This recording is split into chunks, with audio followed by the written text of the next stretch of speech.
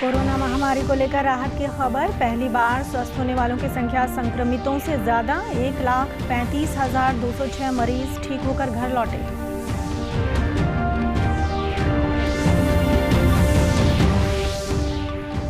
CBSE के पाठ्यक्रम को कम करने के लिए मांगे गए सुझाव। मानव संसाधन विकास मंत्री को सीधे कर सकते हैं ट्वीट।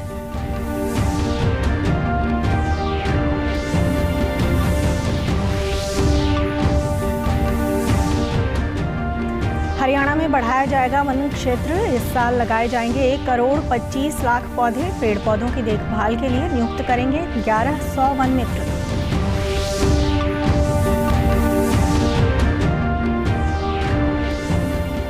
और लॉकडाउन खुलने के बाद दिल्ली से सटे फरीदाबाद में पहली बार रेस्तरां, होटल व सैलून खुले। सोशल डिस्टेंसिंग और सैनिटाइजेशन का रखा जा रहा है पूरा ध्यान। नमस्कार, मैं ऋतु कौशिक। अब समाचार विस्तार से। देश भर में कोविड-19 संक्रमण से स्वस्थ होने वालों की दर 48.8% पहुंच गई है। अभी तक 1,35,206 लोग ठीक हुए हैं। पिछले 24 घंटों के दौरान 5,991 लोग स्वस्थ हुए हैं। पहली बार स्वस्थ होने वालों की संख्या संक्रमित होने वालों की संख्या से अधिक है। देश में 1,33,632 लोगों का इलाज चल रहा है। स्वास्थ्य और परिवार कल्याण मंत्रालय ने बताया है कि पिछले 24 घंटों के दौरान संक्रमण के 9,985 मामले आए हैं। इसके साथ ही संक्रमित लोगों की संख्या बढ़कर 2,76,858 हो गई है। पिछले 24 घंटों के दौरान 279 लोगों की मौत हुई है। इसके साथ ही मरने वालों की संख्या बढ़कर 7,745 हो गई है। देश में मृत्यु दर 2.80% है। इस बीच आईसीएमआर ने कहा है कि देश में अब तक 50,61,332 लोगों की जांच की गई है। आईसीएमआर कोविड-19 जांच की सुविधा बढ़ाने के लिए सरकारी और निजी जांच केंद्रों को लगातार मंजूरी दे रहा है। अब तक देश भर में 823 जांच केंद्रों को मंजूरी दी गई है, जिनमें से 590 सरकारी और 233 निजी जांच केंद्र हैं। प्रधानमंत्री नरेंद्र मोदी ने आज वीडियो कॉन्फ्रेंसिंग के माध्यम से उत्तराखंड सरकार के साथ केदारनाथ धाम के विकास और पुनर्निर्माण परियोजना की समीक्षा की। प्रधानमंत्री ने कहा कि राज्य सरकार को केदारनाथ और बद्रीनाथ जैसे पवित्र स्थलों के लिए ऐसी विकास परियोजनाओं की परिकल्पना करनी चाहिए जो न सिर्फ समय की कसौटी पर खरी उतरे बल्कि पर्यावरण और प्रकृति के अनुकूल हो। उन्होंने राज्य में अन्य धार्मिक स्थलों को भी विकसित करने के सुझाव दिए। केंद्रीय मानव संसाधन विकास मंत्री रमेश पोखरियाल निशंक ने कहा है कि वर्तमान परिस्थितियों को देखते हुए सीबीएसई के पाठ्यक्रम को कम करने की मांग को देखते हुए सभी शिक्षकों, शिक्षाविदों और शैक्षणिक संस्थानों से सुझाव मांगे गए हैं। उन्होंने कहा कि इस दिशा में अपने सुझाव #syllabus4student 2020 सीधे मेरे ट्विटर अकाउंट पर भेज सकते हैं। अभिभावकों का और भिन्न शैक्षणिक संस्थाओं का, यहाँ तक कि छात्रों का, शिक्षा लगातार संदेश आता रहता है मुझे। कोई ट्विटर पर, कोई फेसबुक पर, कोई मेल करते हैं कि जो वर्तमान सीबीएसई का जो पाठ्यक्रम है उसको कम होना चाहिए। हम लोगों ने तय किया है कि आप सुझाव भेजें। सभी शिक्षाविदों से मैं अनुरोध कर रहा हूं। तो मैं चाहूँगा कि आप सब लोग अपने ठोस सुझाव आप दें ताकि उस पर हम मेरा मंत्रालय गहन विचार विमर्श कर सकें। हरियाणा के शिक्षा, वन एवं पर्यटन मंत्री कंवरपाल गुर्जर ने पंचकुला में वीडियो कॉन्फ्रेंसिंग के माध्यम से वन विभाग के अधिकारियों के साथ बैठक की। बैठक में उन्होंने कहा कि मुख्यमंत्री के निर्देशानुसार वर्ष 2020-2021 में वन क्षेत्र को 7% से बढ़ाकर 20% तक करने का लक्ष्य रखा गया है। उन्होंने कहा कि विभाग की ओर से 1,25,00,000 पौधे लगाने का लक्ष्य रखा गया है। पूरे प्रदेश में 1100 वन मित्र नियुक्त किए जाएंगे, जिन्हें गांव में पेड़ों पौधों की सुरक्षा का दायित्व दिया जाएगा। गांव में मंदिर, मठ और स्कूलों में पौधे लगाए जाएंगे। तक लेके जाने की बात में हमारे सामने एक टारगेट दिया है, तो सारे को देखते हुए हमने 1100 गाँव का एक प्रोग्राम बनाया कि हम 1100 गाँव में, जहाँ भी उनके पास जगह है, सारे गाँव में जहाँ भी जगह है वहाँ पे हम पेड़ लगा के उस गांव को ग्रीन करने का काम हम करें। तो उसमें अब की बार हमने 1,25,00,000 पेड़ लगाने का हमने एक टारगेट रखा है।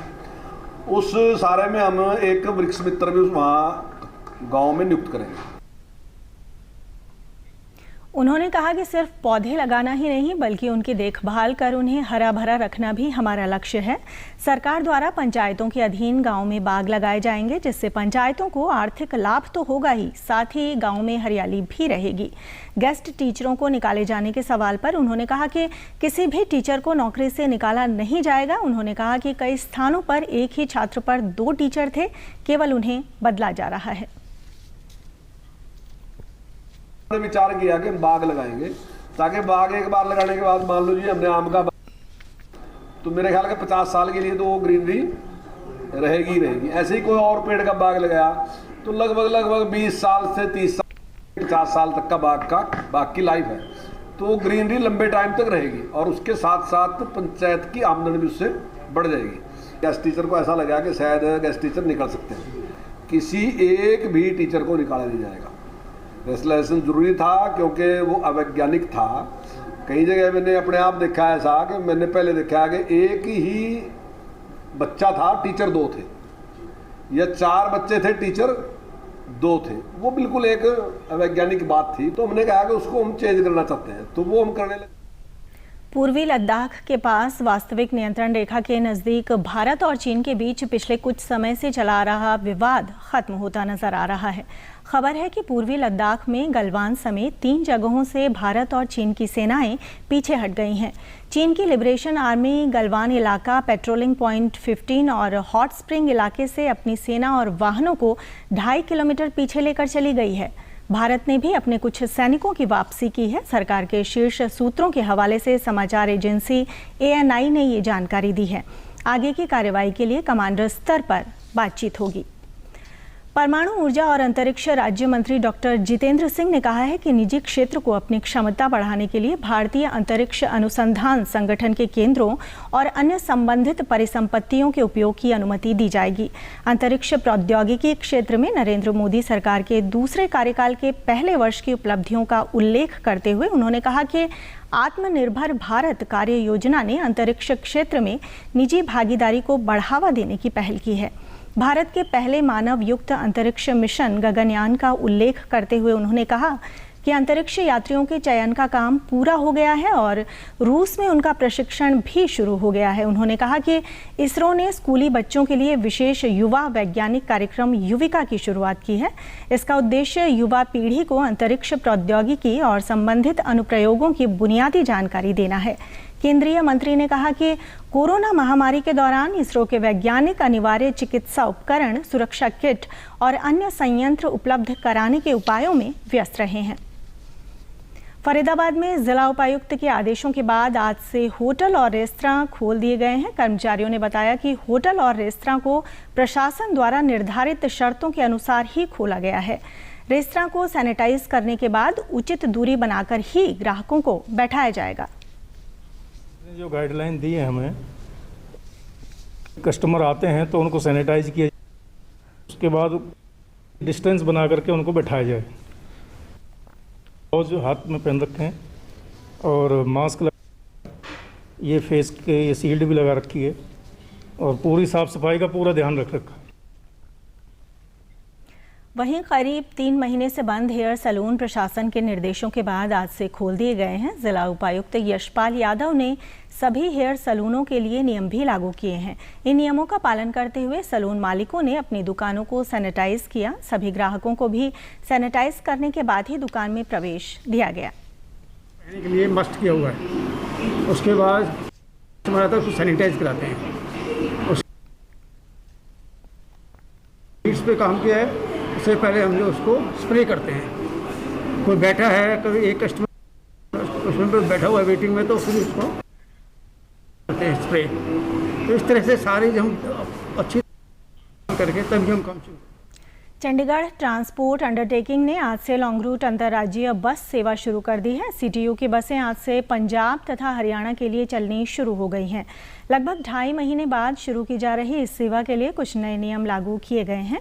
हरियाणा प्रदेश में ये बसें 7 शहरों पानीपत, रोहतक, यमुनानगर, जींद, हिसार, सिरसा और हांसी रूट पर चलेंगी।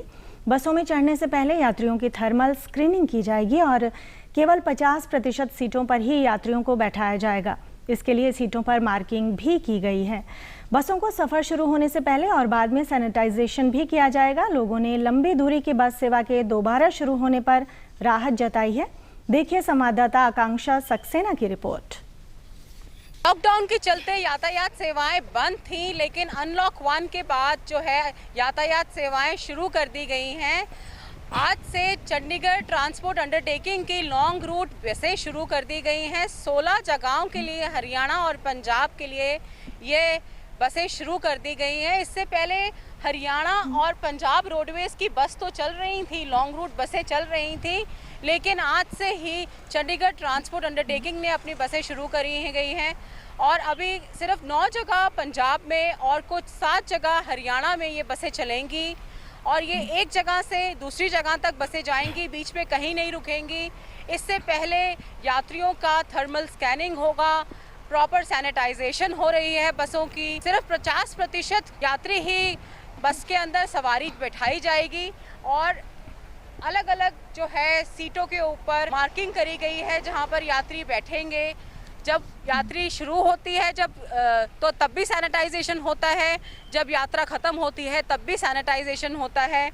लोग जो है यहाँ पर काउंटर पे आके भी अपनी टिकट बुक करा सकते हैं, नहीं तो वेबसाइट पर जाके CTU की ctuonline.gov.in पर या फिर मोबाइल ऐप CTU मुसाफिर पे भी अपनी टिकट्स बुक करा सकते हैं।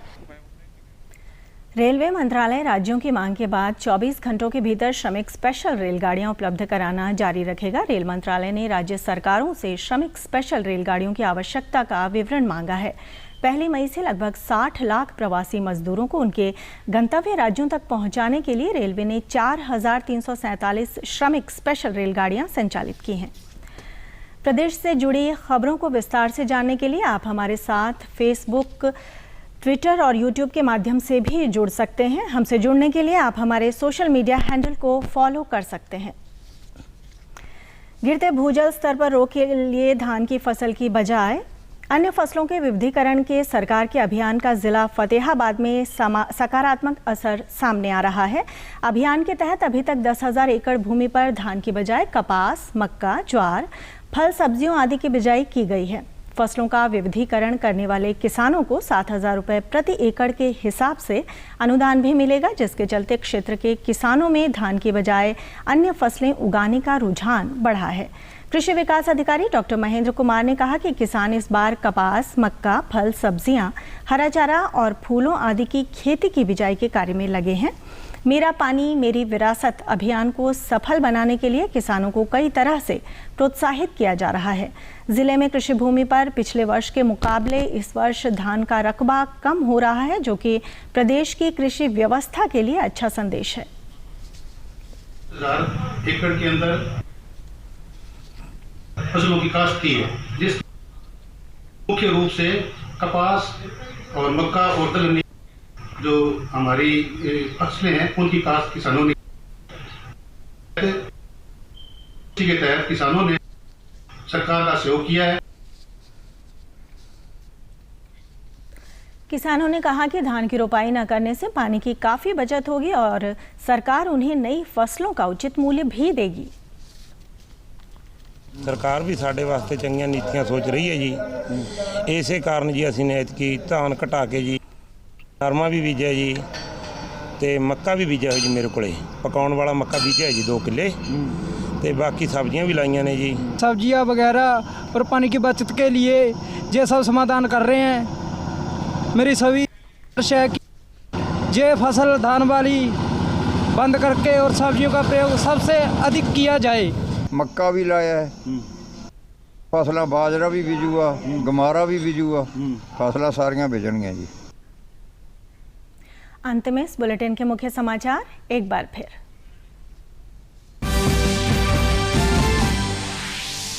कोरोना महामारी को लेकर राहत की खबर। पहली बार स्वस्थ होने वालों की संख्या संक्रमितों से ज्यादा, 1,35,206 मरीज ठीक होकर घर लौटे।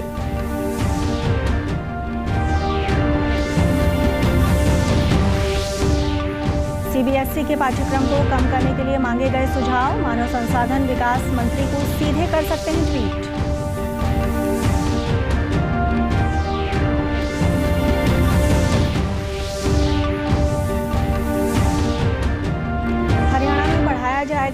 क्षेत्र। इस साल लगाए जाएंगे 1 करोड़ 25 लाख पौधे। पेड़ पौधों की देखभाल के लिए नियुक्त करेंगे 1100 वन मित्र।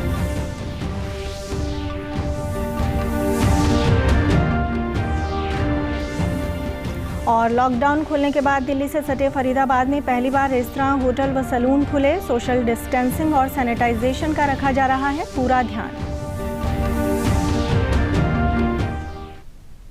समाचारों में आज इतना ही। नमस्कार।